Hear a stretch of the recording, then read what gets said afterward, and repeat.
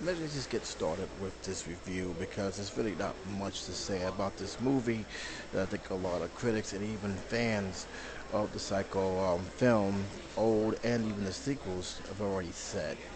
But needless to say, I'm just going to add this, and it's just especially towards remakes or, in the new appropriate term, reboots.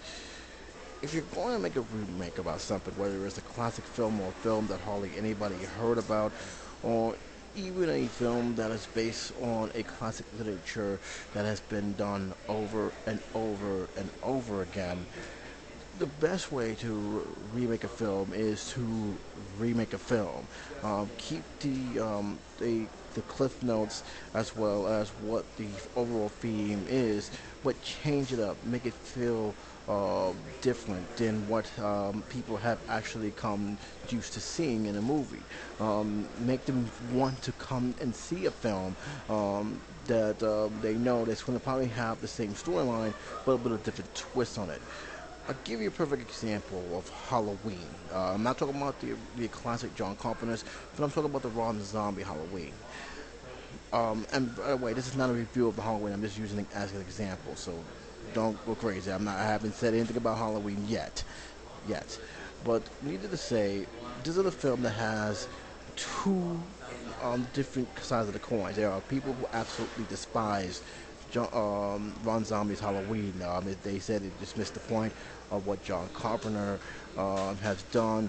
It ruined what the classic has given us. Other people actually liked the film because it was different. It had a different take on Mike Myers, a different feel of what Mike Myers was.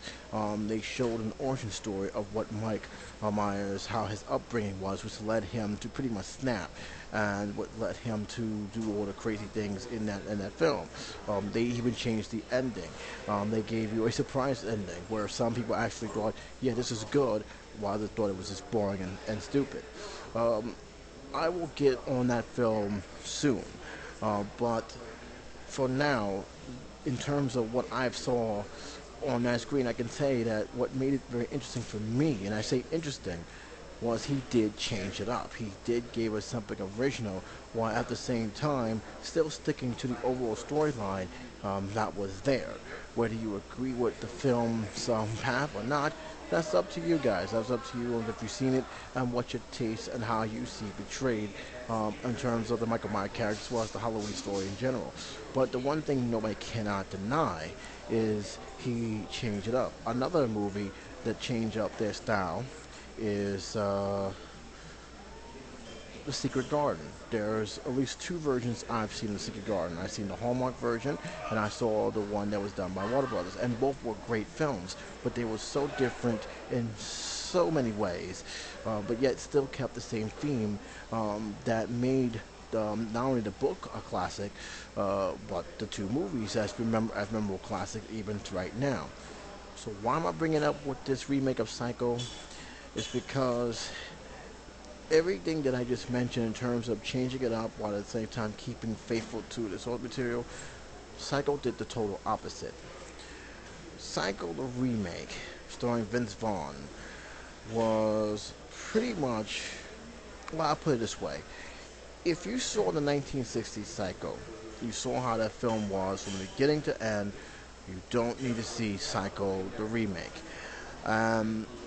That's pretty much the honest God truth, because everything in the 1960s was redone word for word, scene for scene, pretty much note for note in the remake. And the difference between the Psycho of Albert Hitchcock's version of Psycho and this version of Psycho was pretty much a no-brainer.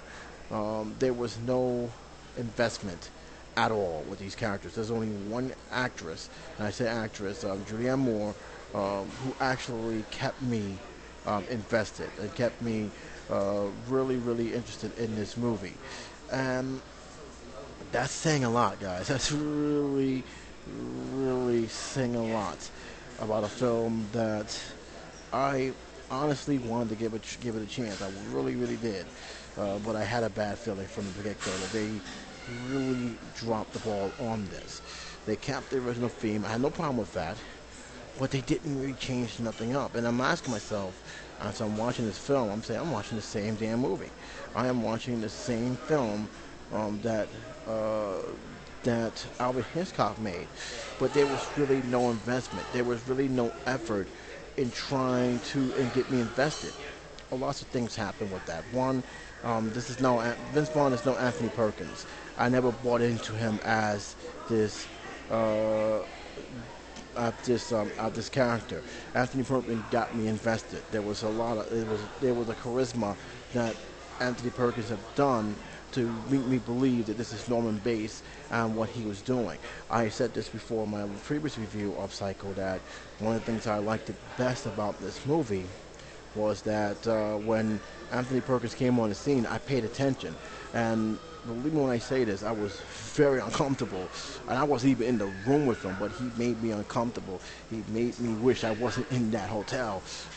And as a result, you have noticed why. This is a guy who saw this film without even realizing it was based on a novel. I didn't even know this was based on a novel when I saw this movie. And I'm kind of glad I didn't, because what I understood that from seeing the behind the scenes that Hitchcock's changed a lot of stuff around to actually get us very seriously invested in the character. So it definitely worked. This 1999 version didn't do any of that. This Again, it was a shot-to-shot remake. Even the director said this was an experiment. I don't want you to experiment. Tell me a different story. Tell me your take on this character, and which unfortunately he didn't.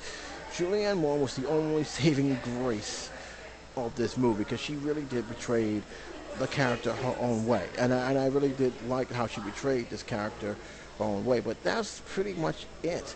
That was all there is about this film. That was much. That's it. I really don't have much to say. And it's kind of sad because they wanted to do a remake, and yet they just decided, forget it, we're just going to do the same film all over again.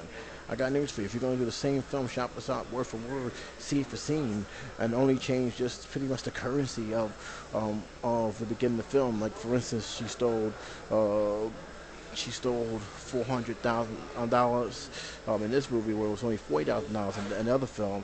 Okay, that's a big difference, but the point is, it ain't that far-fetched. You added visuals that didn't need to be in there. The scene where she revealed that her mother was dead, and he was kept in the basement to keep her from hiding.